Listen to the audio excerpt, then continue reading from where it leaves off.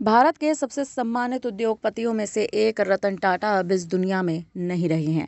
Tata group के पूर्व chairman Ratan Tata का बुधवार को मुंबई के ब्रीच कैंडी अस्पताल में निधन हो गया। वे 86 साल के थे। परोपकारी जीवन जीने वाले रतन टाटा के निधन से लोग उदास हैं। भारत के दिग्गज कारोबारी टाटा समूह के प्रमुख रतन टाटा का बुधवार को निधन हुआ। 86 वर्षीय रतन टाटा की तबीयत बीते कुछ दिनों से खराब चल रही थी। उनका मुंबई के ब्रीच कैंडी अस्पताल में इलाज चल रहा था। रतन टाटा के निधन पर कारोबार जगत में शोक की लहर छाई हुई है। रतन टाटा के निधन के बाद पूरे देश में शोक की लहर दौड़ पड़ी। परोपकारी जीवन जीने वाले रतन टाटा के निधन से लोग उदास हैं। प्रधानमंत्री नरेंद्र मोदी, सीएम योगी समेत तमाम राजनीतिक लोग, फिल्म इंडस्ट्री से जुड़े लोग और देश के तमाम साधारण लोग भी रतन टाटा के निधन से बेहद दुखी हैं। रतन टाटा की गिनती भारत के बड़े कारोबारियों में होती है। शायद ही कोई ऐसा घर होगा जिसमें टाटा का कोई सामान इस्तेमाल ना होता हो। टाटा सुई से लेकर जहाज तक बनाती है। अब आते हैं रतन टाटा की संपत्ति पर।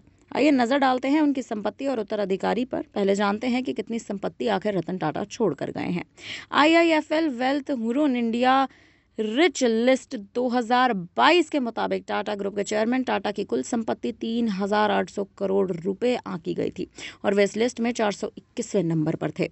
रतन टाटा कारोबारी के साथ साथ परोपकारी के रूप में मशहूर हुए। रतन टाटा अपनी आमदनी का बड़ा हिस्सा दान करते आए हैं। यही वजह है कि उनकी नेटवर्थ उनके कद और कंपनी के कारोबार के मुकाबले कम है। टाटा ट्रस्ट बनाकर उन्होंने अपनी कमाई का बड़ा हिस्सा परोपकार पर ही खर्च कर दिया। आपको बता दें कि टाटा ग्रुप द्वारा बनाए गए टाटा ट्रस्ट ने देश के कई राज्यों में 10 कैंसर अस्पताल बनाए हैं। ट्रस्ट इसकी देखभाल भी करता है।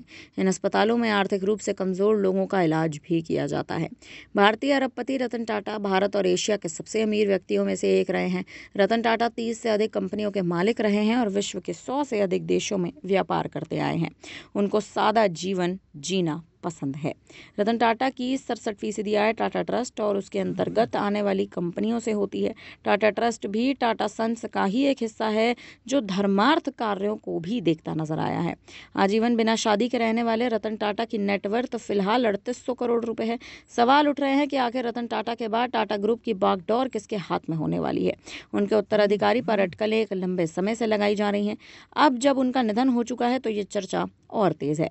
रतन टाटा के संभावित उत्तराधिकारी में नोएल टाटा का नाम शामिल है। नोएल रतन टाटा के सौतेले भाई हैं। नोएल टाटा के 3 बच्चे हैं। ये तीनों टाटा ग्रुप में अलग अलग जिम्मेदारी संभाल रहे हैं। आने वाले दिनों में इन्हीं में से कोई एक उत्तराधिकारी माना जाएगा।